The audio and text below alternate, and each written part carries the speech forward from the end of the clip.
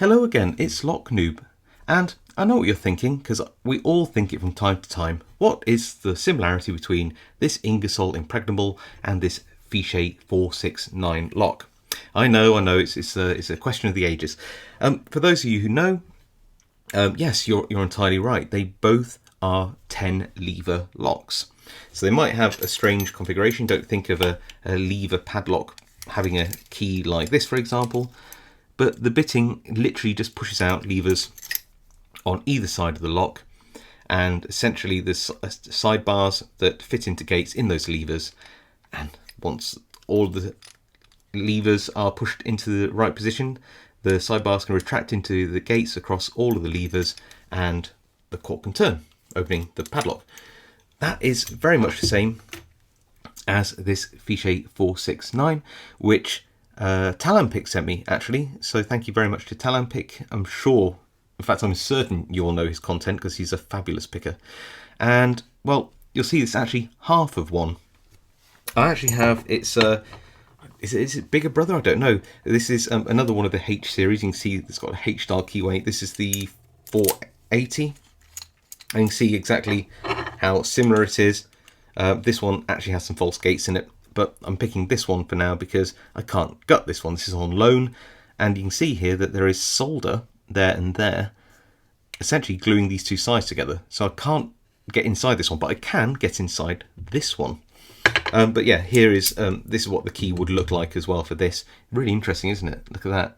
It's you can see how there is a similarity between, say, the Ingersoll and this, apart from the lever configuration is different in that this essentially has 4 places where you need to access the levers. So Ingersoll has 5 levers on one side, 5 the other side. This lock has, I think it's at the top left 2 levers, top right 3, bottom left 3, bottom right 2. So they're in pairs of 5 in a way. It's but offset in 2 different positions in the lock. Once I gut this at the end of the video, you'll see exactly what I mean, which is why it's why I wanted to choose to pick this one, really, because as you can see, it's been cut in half. And sadly, if you ever want to pick one of these locks and you want to see what's inside, then you sort of have to destroy it. Although I did hear that you could, I think that's only solder. If you're careful, and I don't know if I would ever be, if you could melt this out, this solder, you could probably take it apart non-destructively, and then if you ever wanted it back together, you could probably resolder it. But obviously do so at your own risk. I don't know if I'd have the skill to do that, but it's a possibility. Anyway, clearly couldn't do that on a loaner lock. Anyway, that's enough rambling on. It's a fascinating little 10 lever lock. It's definitely prone to oversetting if you're not careful, so you have to be very, very careful to hit the binding levers only. When they're binding against that sidebar, being pushed into it as you put torque on the lock core, and then with a little patience you should get an open. Anyway, thank you for Talampic for sending me this lock, and I'm just going to put this safely in a vise and let's go pick it. So we're in the vise, and if I lift this up, you can see that I've had to trap the tailpiece in between the drawers so that it doesn't spin round. If it was in a door or something, it'd be a bit easier. The core is a bit loose, but we'll counteract that through pretty high tension anyway. So I'm just going to put this Z-wrench in, and well, you can see that I'm putting quite fierce tension on. And I'm going to start with the Sparrow short hook actually, and just have a feel about on the top left back. Nothing there. Front, nothing there. All the way to the back on the bottom left, middle, nothing. Tiny click out of lever 1 at the front on the bottom left. Let's go in at the back here, see what we feel. Little click out of rear top left, front top left, little click.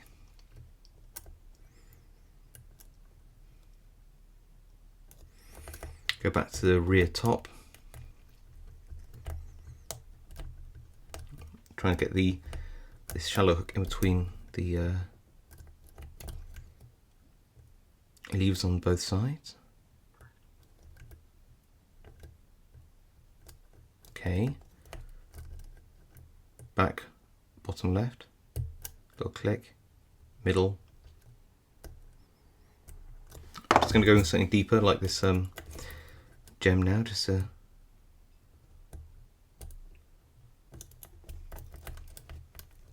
it goes.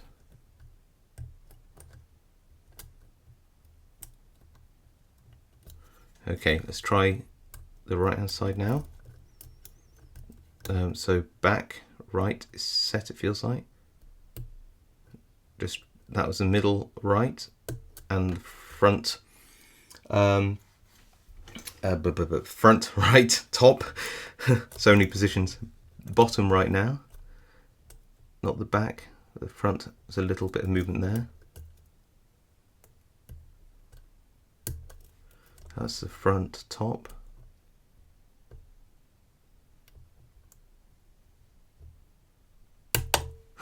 Oh, that's interesting. Got a click, and I think this side might be picked. So there must be some other levers on this side. Let's try the rear top. Nothing. Oh, and it was the back, bottom, left, and there we go. Got an open. There we go. And the best thing about this is it's going to be the easiest thing to gut, because you can't really gut it very far. All you have to do is push this out, if I can. Let me turn it all the way back. You see it's fully open, but if I turn it back like that and then push it out, there we go. You should be able to see. Oh, I've turned it all the way upside down. Exactly what's going on inside. There we go. So, what is going on inside? I don't know what these two little copper things are here and here. I really don't. Looking at the front of the lock on the inside, I can't really tell.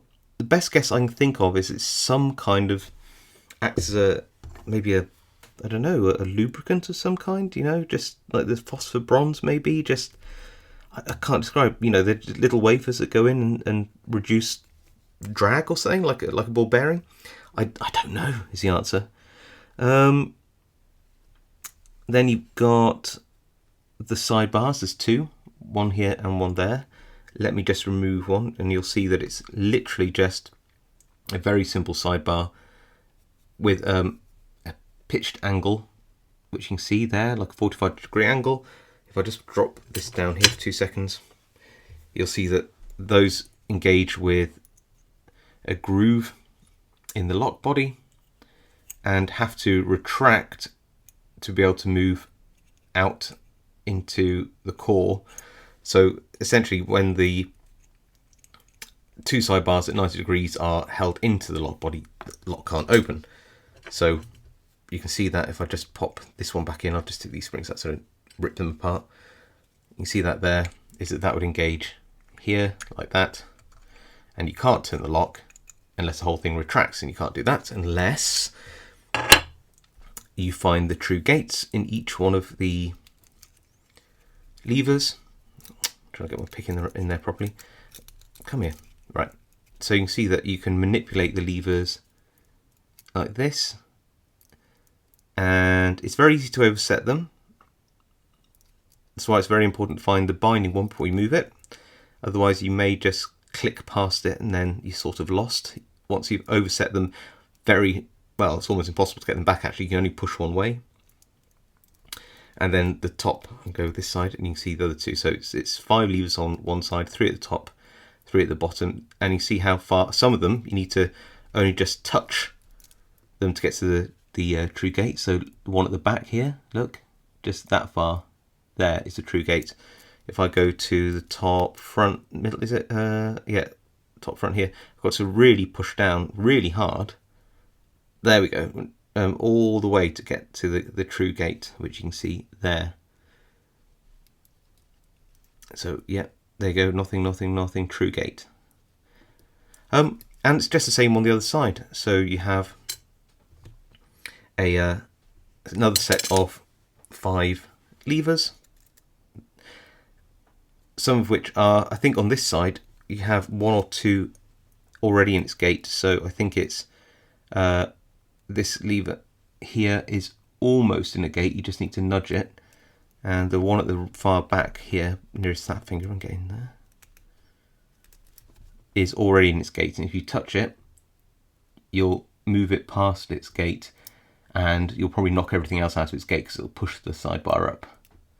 So there you go, 10 levers. It's a bit like the Miwa U9, a tiny bit like the Urban Alps Stealth Lock, and probably most like, in many ways, the Ingersoll Impregnable. Anyway, hope you enjoyed that video. Thank you to Talonpic for sending me this Fichet 469, one of the famous H series of Fichet locks, and I'll see you all next time.